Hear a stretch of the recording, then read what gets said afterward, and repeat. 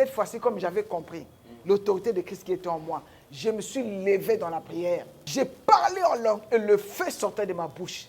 Et quand je l'ai saisi, il est tombé par terre. Je l'ai coupé en morceaux. Je me suis réveillé, j'ai dit, waouh, ce géant-là est tombé. Maintenant, quand le géant est tombé... C'était toujours cette même année ou quelques années après?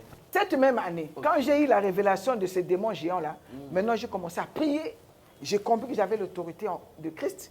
Maintenant, j'ai commencé maintenant à se lever pour renverser ces géants-là. Donc, d'attendre toujours l'accomplissement de la toujours dans l'attente, il y avait un travail à faire. Si Dieu te dit qu'il va te bénir, il ne faut pas croiser les bras pour dire, bon, comme Dieu dit qu'il va me bénir, j'attends, non. Mais il y a une marche à suivre. Il y a une marche à suivre. Bien qu'il y ait la promesse. Il faut poursuivre la prophétie. Quand le géant est tombé, l'aveuglement spirituel m'a quitté. Là, le Seigneur va me montrer encore des grandes choses qui se passaient. Il me dit, Marlène, tu dois couper.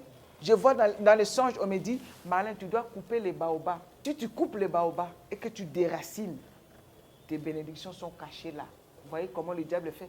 Il a volé mes bénédictions. Il a volé mon mariage. Il a volé mon étoile. Ils ont parti enterrer ça où? Sous un baobab. Donc maintenant, il fallait que je coupe les baobabs et que je déracine. Des fois, quand on dit à l'église, allez, arrachez. Toi, tu penses que tu arraches les pommes de terre ou les maniocs. Mais si on te dit que c'est un baobab que tu dois arracher, en tout cas, ta façon de prier va changer ce jour-là.